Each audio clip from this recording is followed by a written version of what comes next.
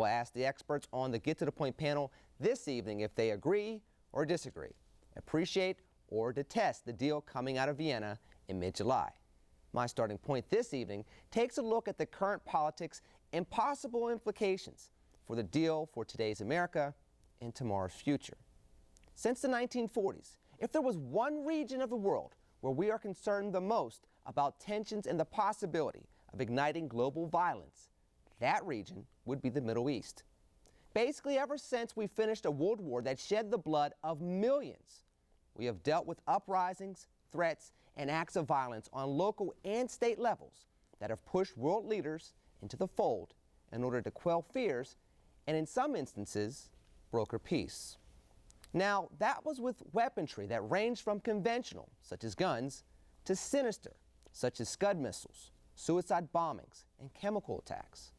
Imagine the concerns if nuclear capabilities were part of the dynamic. Well, imagine no more. After the historic deal coming out of Vienna on July 14th, there are some realities that many overlook now that we are focusing on the details of the agreement struck between Iran and the P5+1 in the EU. For starters, not long ago, the Obama administration assured the world that Iran was years away from the threshold necessary to create a nuclear weapon. After hearing from this same administration that Yemen was a success to uphold regarding the fight against terrorism, that Syria had a price to pay for the crossing of the red line on chemical weapons, and that ISIS was the JV team, it is no wonder to some that now the story is that Iran was a lot closer to weaponizing its nuclear energy than originally believed.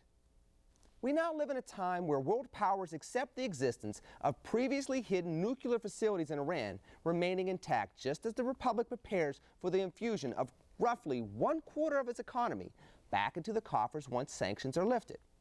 This occurs with the backdrop of Iranian support of Houthi uprising in Yemen, Hamas efforts in the West Bank and the Gaza Strip, and Bashar al-Assad's resilience in war-torn Syria.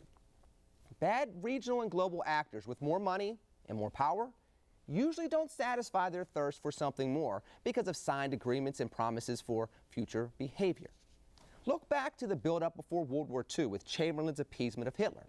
Ironically enough, that appeasement came way of a signed agreement that was pointless months later. Take a gander at Putin's aggression in Ukraine, mockingly cemented with so-called free elections. International standards and goodwill are not deterrents to questionable global actors intent on enforcing their will. If the nuclear deal with Iran leads to self-protective tactics by others in the region, such as a nuclear buildup by other nations or a preemptive attack by a jittery neighbor, then this is a bad deal. If this nuclear deal simply buys time for a nation intent on being the global power in the world's most volatile area since the creation of Israel and the emergence of OPEC, then this is a bad deal. Diplomacy is a noble cause and a permanent goal, but peace is an imperative that cannot be sacrificed by way of good intentions, bad negotiating, and geopolitical miscalculations. With continued military actions by Russia and China, and the threat of terrorism throughout the world, we can ill afford to have another Cold War crop up in the globe's hottest region. Perhaps it is time to turn the page on isolating Iran, but let's hope that we're moving forward towards a safer future with this deal, not turning back to another deadly repeat of the past. That's our starting point.